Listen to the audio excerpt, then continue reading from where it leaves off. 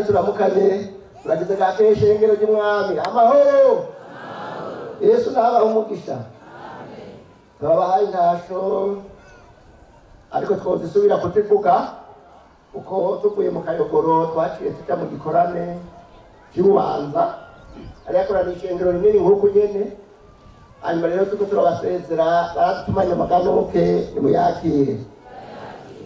Umuryango ubatwarazananye n'umufasha ariko amagara caranka mugabo barantumanye amaganuke hamwe n'umwungere w'ishengero nabo twagiye tubonana bose badutumanye amaganuke nimuyakire. Twagomba rero nk'uko babivuze no gusezeranire ku ijambo ry'Imana ryanditse muri iki gitabo Petero yanditse icete cya kabiri cyanditswe na Petero. Twasezeranire amajambo y'Imana.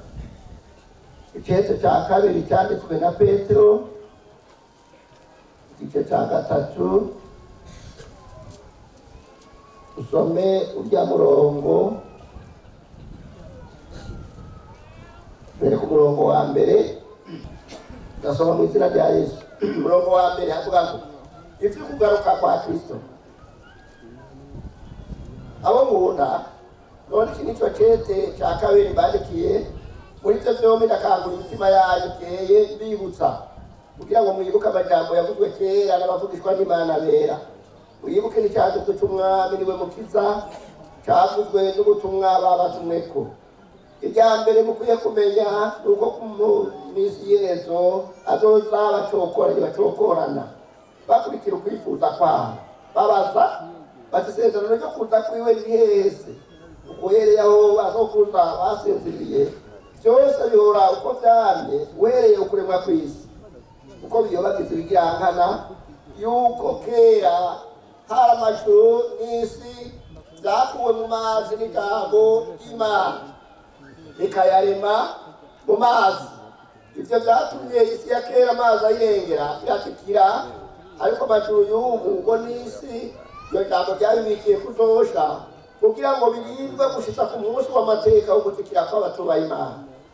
Ariko abo munda iri rimweho ntimugiyobagize yuko ku mwami Imana umunsi umwe umeze nk'imyaka igihumbi n'imyaka igihumbi imeze nk'umunsi umwe. Umwami Imana nitewe isezerano ryayo ko bamwe biyumvira kuriteza, ariko yihanganira mwebwe nigomba ko hagira abahona, ariko igomba ko bose bihana. Ariko umunsi w'umwami wacu uzoza nk'igisuma, amajuru azovaho akaba ukwasana guhambaye, ivyitanguriro byose bigashongeshwa n'ikibengebenge gikaze, isi n'ibikorwa biri muri yo bigatongoka. None kw'ivyo byose bizoshonga bityo mukwiye kumera mute mu ngeso zera no mu kubaha Imana no mu kurereka ukuza k'umunsi w'Imana mubahamiye uzotuma amajuru ashongeshwa no gusha, kandi ivyitanguriro byose bikayagishwa n'ikibengebenge gikaze. Ariko nk'uko iyo yasezeranye tureretse ijuru risha n'isi nsha ivy'ukugoroka kuzobamwo. Nico gituma wo nkunda kuko mureretse ivyo mukwiye kugira umwete wo kuzosangwa mu mahoro, mutagirikira abantu, mutarika umugayo imbere yiwe n'aya majambo y'Imana. Aya majambo niyo numvise nanje umutima twosezeranirako atwereka iminsi turimwo. Iyi minsi turimwo hari igitangaza twumva, imwe turavyumva ku maradiyo, ibindi tukabibona umbonesha kure, nuko ibindi navyo tukavyibonera iwacu mihana iwacu, tukabona ko hari ivyahindutse vyinshi biri uko bitaho. Ivyo rero vyerekana igaruka rya Yesu. Usomye mu butumwa bwiza bwa Yesu Kristo ko bwanditswe na Matayo 24 aratubwira ivyerekana ibimenyetso vyerekana guhona kwa Yerusalemu n'ukugaruka kwa Yesu. Muri ivyo vyinshi vyarabayeho. Tugize iminsi twumva inkuru biciye mu maradiyo, tukumva ngene ibiyaga bihombe mborana, tukabona Nyamugigima ngene Gigima iyiwacu ni ntoyi. Nyamugigima bavuga ihenagura amazu ibihumbi n'ibihumbi, abantu bagapfa ibihumbi n'ibihumbi bigaca bija ku maradiyo. Ivyo rero vyarabayeho. amapfa iyo tuvuga amapfa asigaza rusoza umunsi umwe cyangwa iminsi ibiri ni amapfa niko abantu bakabura icyo barya bagapfa ari benshi bikajya ku iradiyo. Ibintu byose usomye ukabikurikirana neza byarahejeje gushika. None rero kandi aha naho dusomye ngo abo ngunda yariko arandika iki cete acandika ishengero ry'Imana ngo bibuke amajambo yavuzwe kera n'abavugishwa n'Imana. Hariho abo twita abacokoranyi, bacokora iby'Imana batavyemera, babigwanya narigeze kubabwira iki gihugu cyacu kimeze nk'uko turi muri paradiso. Nimwaje kugira ngo ibindi bihugu byose bimeze uko igihugu cyacu kimeze. Aho mu bihugu binini bisumbye ubunini igihugu cyo Burundi ntibasenga Imana idusenga, oya basenga ibigirwamana. Kandi womengo baraciye ubwenge no gutunga mbere womengo baratunze, mugabo bagasenga ibigirwamana bakajya mu mva kandi bajya gusengera Imana. Twebwe twamenye Imana yo mw'ijuru twaragira ubuntu cyane. Iyo tuvuga Imana yo mw'ijuru, tukavuga Yesu yadupfiriye ku musaraba, tukavuga ko Kugaruka. Iki ni kinini. Tugize iminsi rero tubona kwitegurira ukugaruka kwa Kristo, ngane mugize iminsi mwitegura. Nagomba rero ndabwirira ijambo, nimwabona ibi byose bishika, ibimenyetso bishika nk'uko Yesu yabivuze, Bibiri ivuga ngo uwusoma yiyubaha.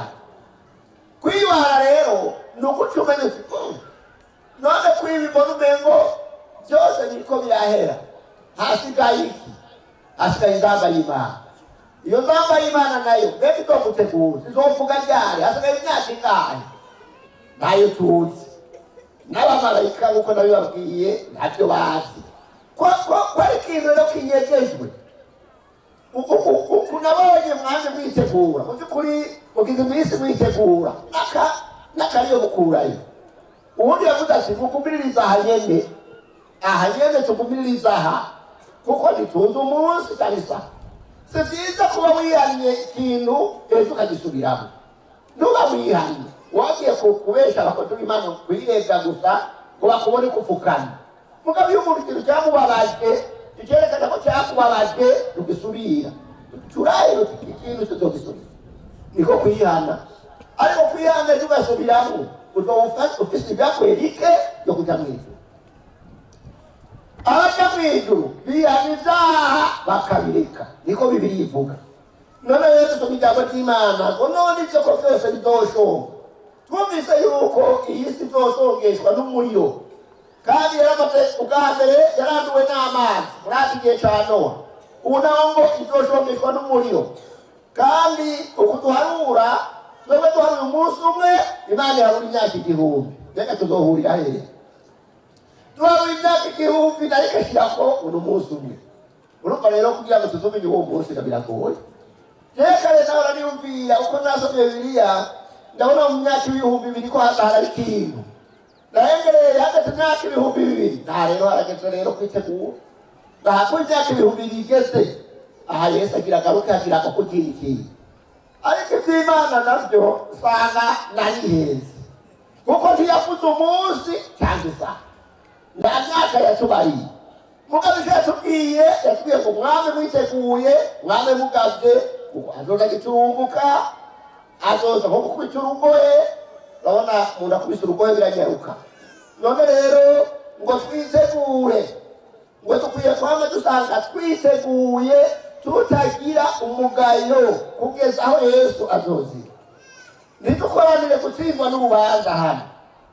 Murabona tumaze iminsi ngaha inzara n'iki, abenshi barasonze ndabizi. Ariko rero ndakomana babwire mwihangane nk'uko nabibabariye, turi hafi gushika.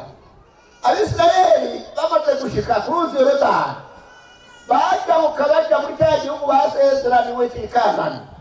Kandi abenshi byarabananiye kuhajabuka kuko batahimbaye Imana, bahereye mu bugaragwa. Rero sigomba ko hari umuntu yoherera ubugaragwa. Twaje rero twiteguye ubutumwa bwiza bwanditswe na Luka igice cya 21. Reka tuharabe ijambo ry'Imana. Luka 21 hari ikintu Yesu yavuze. aha ku murongo w'itatu na kane, 21 ku murongo w'itatu na kane yavuze ngo ariko mwirinde kugira ngo imitima yanyu ntiremerwe no kutandahirwa no kuborerwa n'umwitwariko w'iby'ubugingo, kugira ngo no kuborerwa n'umwitwariko w'iby'ubugingo uwo munsi ntubaze kugiturumbuka mu mutego, kuko ari kuzoshika ku bantu bose bashaka iminsi yose. Mwame mugavye musenge mu bihe byose kugira ngo muze mushobore guhumba ibyo byose bigira bibeho, ngo muhagarare imbere y'umwana w'umuntu n'aya majambo y'Imana. Ikintu twakora rero ubu ntitwosoma amajambo menshi ngo tubaraze ngaha, kuko nayo twababariye nizo mwana yafashe igikuru muri ayo majambo ni ukwihana. Igikuru muri ayo majambo yose umuntu twavuze tugateba ajya twaroza kujambo rimwe ryitwa kwihana icyaha, uwo umuntu agakireka akazoja mu ijuru nta bindi. None rero aha naho ngo wirinde kugira ngo ntituremerwe cyangwa ngo duhave tugira umwitwarariko w'iby'ubugingo ngo utuborere. Umuntu akaborerwa n'iby'ubugingo, umuntu akitwararika iby'ubugingo gusa, ariko iby'Imana agashyira hasi. Abantu benshi mu bihugu byatanguye mu butumwa, naho cyoba kijya gihugu cyatubyaje ubutumwa tweze, abajya abazungu bazi no baradusaba amasengesho cyane bati mudufasha gusenga, twebwe abantu barasubiye inyuma. Hariho urusengero bandi bafise bakoraniramwo abantu, wari intebe 6,000 abantu bicara, abantu 6,000 bicara kuri izo ntebe. Ubu abinjira bose 50 ugize Imana. Urumva rero kwakureka Imana waramaze gutangura kubaho, abantu bakabireka, abantu bakabona ko icyo bimaze. Murabona ibyo bariko barajyamo noneho biranagoye. Ibyaha byaragiye Sodomu na Gomora, ubu babikora ku mugaragaro n'intaka umengo bagwanya Imana, ariko mbega bazoyishobora. Ni ukuvuga rero iyi minsi bageze muyimenye, turiko turasezerana tuzosubira kubonana. Tutabonaniye aha tuzobonanira Isiyoni, tuzobonanira Isiyoni kabisa. Tugumye umutima gusa, jewe nihangane, nawe ugumye umutima wihangane, ube twabivugana, amageragezwa azoza, ibigora ibukura, Satani ukarasura ngo arabe neza tuguze inzira, ariko turamirize tutoshika kuko n'abambere barashitse. Burya ko abambere bashitse baciye mu ikomero gashika, naje nzoshika. Umukozi w'Imana umwe yanyiganiye, abakozi b'Imana twakoranye, yarafashwe aragwara ari pastori. Hanyuma rero arwaye, twakora ko ibikorwa by'Imana kera cyane nkiri muto. Hanyuma rero arambwira ibyo Imana yamweretse, agiye cyo bita muri koma, hari umuntu araba ajya muri koma.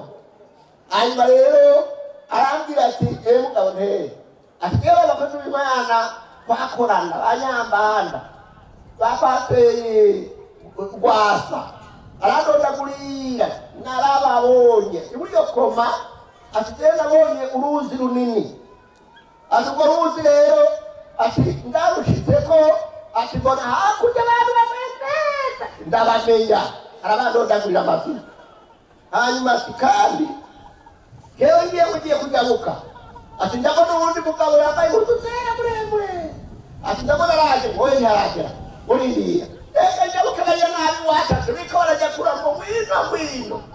Ati hanyuma rero ati ndahava ndava muri koma, ndamenya rero ko nabyeretswe nagiye ahandi hantu.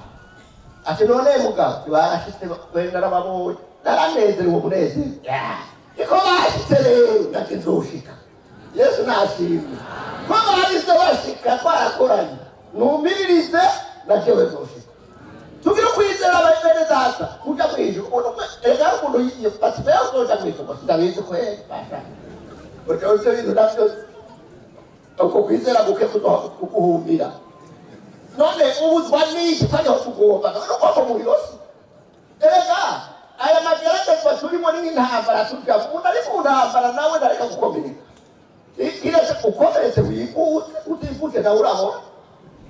Ukomeretse wifuze, kwifuza nawe hahandi mwanye ngaha imbere ya Yesu akabapura, akabasomora, akabasubiza mu ngomezi. Ni ukuvuga turi mu ngwano. Satani tugomba kuja mu ijuru, Satani akajagenda.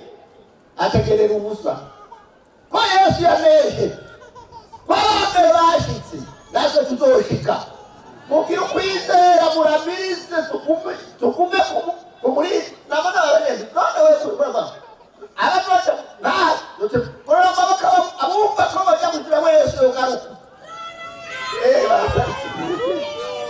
nukuri mwizere tuzoja mw'ijuru nta kindi dukorera kandi ntawe akorera Imana neza azokwikorera amaboko kiretse abivuyemo atabivuyemwo ntawe uzokwikorera amaboko tuzoja mw'ijuru kabisa rero umunsi umwe abantu bashinga naye nempeza umunsi umwe Satani yaraye imisha arampenda arantegeka kandi nari ndi mutoga hanyuma rero numva ijwi rimbwira ngo wowe nta Mana wakoreye ukari ntazi uzoja mu rugite ntabagira ijwi ry'Imana urabona umuntu ataramenya ijwi ry'Imana akabiragura yumvira byose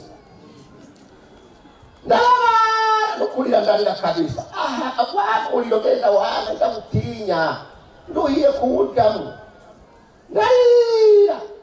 ndarero mfata imigabo none byariye numva bavuga ngo biraryoshe sinigeze ndabisoma ko nabasize nyiri umwana muto ntaranabimenye ntibyariye avuga ngo biraryoshe rero narabihotse asanga ryoshe mu buriro biratambura Imana rero irabona ko biratambura irabona ko Satani anyishe nagiye mbona ikibaho imbere yanjye aho agaciro kanjye ibikorwa dukora kabisa birandikwa kandi n'amazina yacu Imana irayazi umunsi umwe nari Bujumbura hanyuma rero haza abasuma ko nta mudandazi haza abasuma rero eregeranyije amahera barayabona babonye amahera bakurarako bake baraza ariko bamenye ko ndagenda turugura buke umwango twarimwo utumba ntibigera bamenya namba